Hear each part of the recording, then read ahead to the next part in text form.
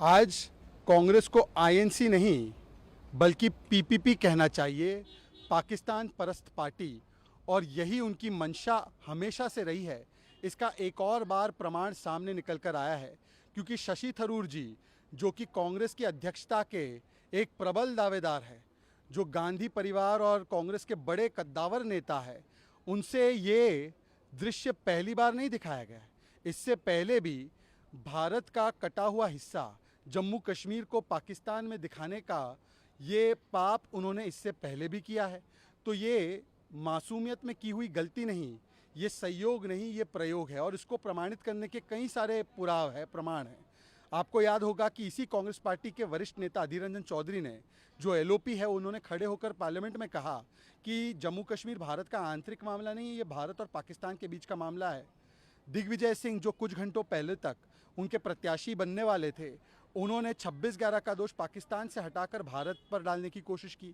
किस प्रकार से इसी दिग्विजय सिंह ने एक पाकिस्तानी पत्रकार के सामने कहा कि 370 को फिर से हम बहाल करेंगे अगर हम सत्ता में आते हैं।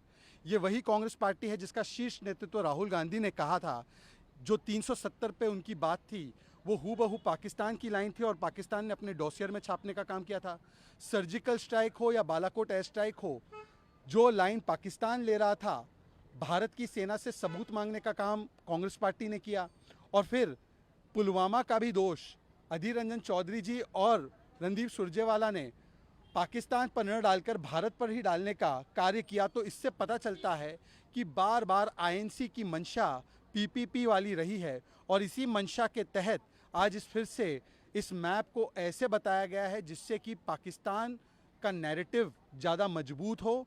और ये इसीलिए कोई गलती नहीं है, ये संयोग नहीं, ये प्रयोग है। एक तरफ तो राहुल गांधी तथाकथित भारत जोड़ो पर निकले हैं, परंतु जब से ये भारत जोड़ो शुरू हुआ है तो कभी जॉर्ज पोनैया के साथ बैठते हैं जो भारत माता को गाली देते हैं, और कभी वो उस व्यक्ति के साथ चलते नज़र आते हैं जिसने केरल में गौ माता को सड़कों पर काटने का काम किया था।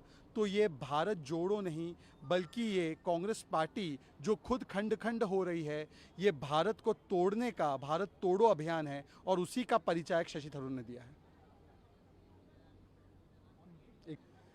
Today what we have seen proves that it is not INC, Indian National Congress, but PPP, Pro-Pakistan Parast Party.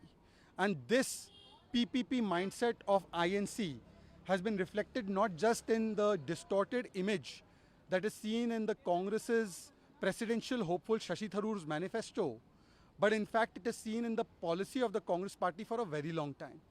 The same gentleman, Mr. Tharoor, has done this even in the past when he had put out a distorted map of India. So it can't be a mistake or a coincidence. In fact, it is a conspiratorial mindset.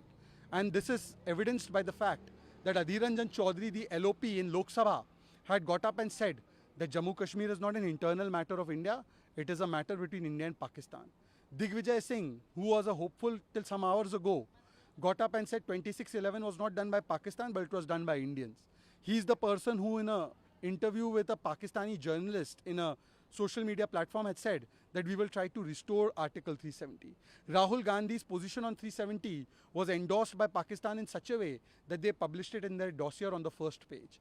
Whether it was the surgical strike or the Balakot airstrike, when Pakistan was saying that the Indian army had not done this, Congress was supporting their narrative by echoing the same line on surgical strike and Balakot by demanding proof from the Indian army. And then Congress gave a clean chit to Pakistan even on Pulwama when Adhir Ranjan Chaudhary and Randeep Surjewala blamed India and Indian people and Indian agencies for it. This shows that Congress party always wants to try and echo the PPP, Pakistan Parast party line, and therefore this is not a Bharat Jodo Yatra of Rahul Gandhi. From day one, in the name of Bharat Jodo, we only see Bharat Todo. Sometimes it is with George Ponaiya, George the hater, who spewed venom against Bharat Mata. Sometimes it is with the person who was lynching and killing a calf in the streets of Kerala, who is pictured with Rahul Gandhi.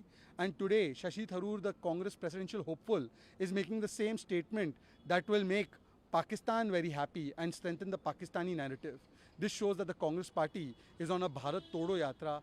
It is itself breaking into pieces, but it wants to break Jammu Kashmir into pieces, and this is their real intent. नमस्कार, मैं हूं मानक गुप्ता। अगर आपको हमारा ये video पसंद आया हो तो इसे लाइक और शेयर जरूर करें, और हां, हमें सब्सक्राइब और फॉलो करना ना भूलें ताकि आप देश और दुनिया की कोई खबर मिस ना करें। तो जुड़े रहिए हमारे साथ और देखते रहिए न्यूज़ 24।